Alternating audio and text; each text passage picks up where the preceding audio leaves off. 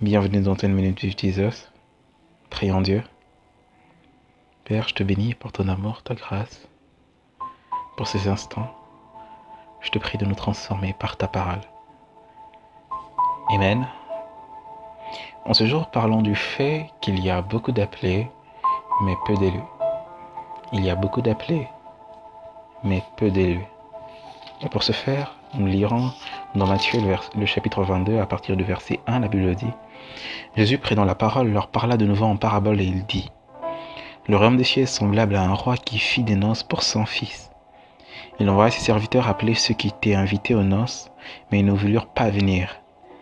Il envoya encore d'autres serviteurs en disant « Dites aux conviés, voici, j'ai préparé mon festin, mes bœufs et mes bêtes grasses sont tués, tout est prêt, venez aux noces. » Mais sans s'inquiéter de l'invitation, ils s'en allèrent, celui-ci à son champ, celui-là à son trafic, et les autres se saisirent des serviteurs, les outragèrent et les tuèrent.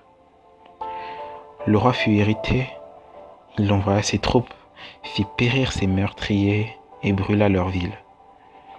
Alors il dit à ses serviteurs, « Les noces sont prêtes, mais les conviés n'en étaient pas dignes.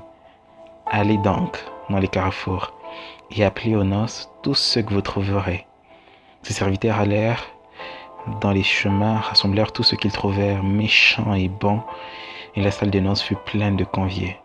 Verset 11. Le roi entra pour voir ce qui était à table, et il aperçut là un homme qui n'avait pas revêtu un habit de noces. Il lui dit, « Mon ami, comment es-tu entré ici sans avoir un habit de noces ?» Cet homme eut la bouche fermée. Alors le roi dit aux serviteurs, « Liez-lui les pieds et les mains et jetez-le dans les ténèbres du dehors, où il y aura des pleurs et des grincements des dents. Car il y a beaucoup d'appelés, mais peu d'élus. » Rajoutons ce passage dans Zacharie 3 au verset 3. La Bible dit, « Or Josué était couvert de vêtements sales et il se tenait debout devant l'ange. L'ange prenant la parole dit à ceux qui étaient devant lui, « ôtez-lui les vêtements sales. » Puis il dit à Josué, « Vois, je t'enlève ton iniquité et je te revêts d'habits de fête. » Amen. Dans le premier passage que nous avons eu à lire, dans ce premier passage, nous voyons un roi qui organise des noces pour son fils. Il organise une grande réception à l'intention de son fils.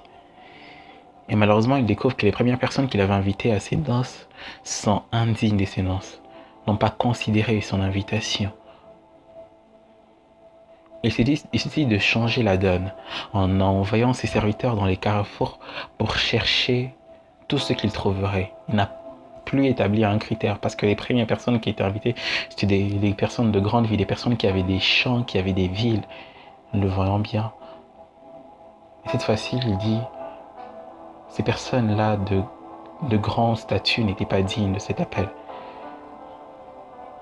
Je vais aller dans la normale, je vais aller plus bas. Ma grâce va localiser des personnes inconscientes de ce que je suis en train de faire. Et il envoie ses serviteurs dans les carrefours pour chercher des personnes méchantes ou bons. Mais c'est assez curieux, il recherche encore des personnes indignes pour ses noces, à qui il fixe le seul critère pour participer à ses noces, avoir un habit de fête. Avoir un habit de fête. Wow, intéressant.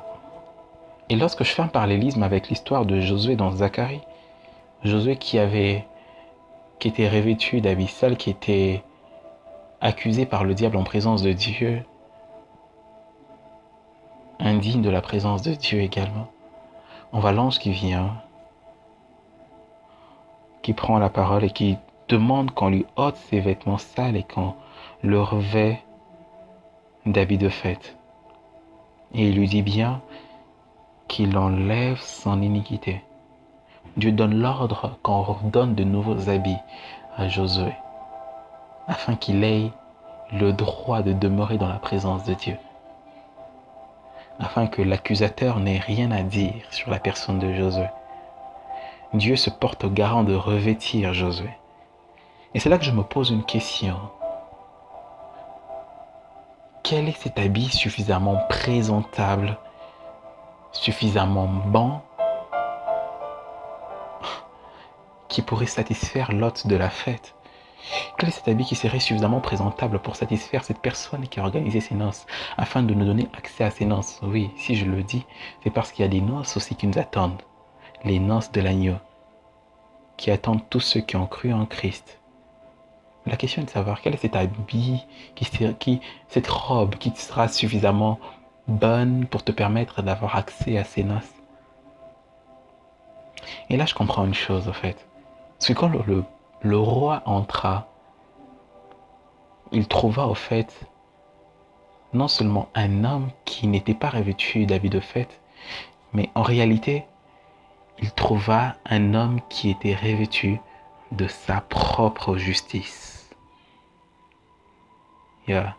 Il trouva un homme qui s'est cru digne d'entrer dans la maison du roi, alors que le nouvel appel avait été fait pour des personnes qui avaient conscience qu'ils étaient indignes, mais qui acceptaient de se placer sous la grâce du roi.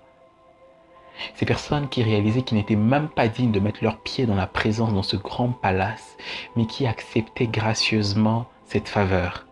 Ces personnes qui acceptaient d'être revêtues de la justice des dieux. En réalité, cet habit qui serait suffisamment bon, suffisamment présentable pour te donner accès à ces noces de l'agneau, c'est simplement la justice de Dieu. En fait, ces noces sont ouvertes qu'à ceux qui reconnaissent leur incapacité à pouvoir plaire à Dieu, leur indignation à la présence de Dieu, et qui disent, Seigneur, revêt-moi de ta justice, car par la mienne, je ne saurais avoir accès à ta présence. La Bible dit que les méchants ne subsistent pas lors du jugement, ni les pécheurs dans l'assemblée des justes. Seuls ceux qui ont accepté la justice de Dieu subsistent lors du jugement, subsistent dans l'assemblée des justes, parce qu'ils sont revêtus de la justice de Dieu. Today, je viens parler à quelqu'un qui réalise qu'il a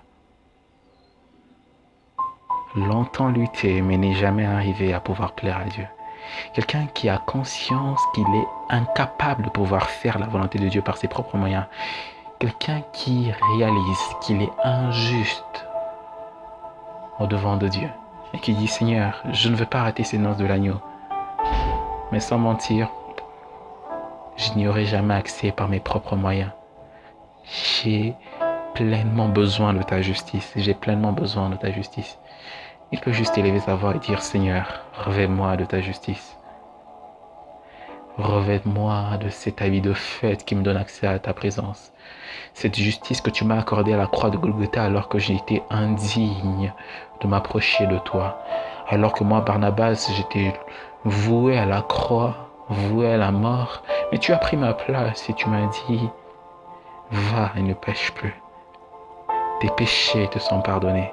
Et aujourd'hui encore, je reviens à tes pieds et je dis, Seigneur, revêt-moi de ta propre justice, de ta justice à toi, pas la mienne. Revêt-moi de ta justice parce que ma justice est limitée.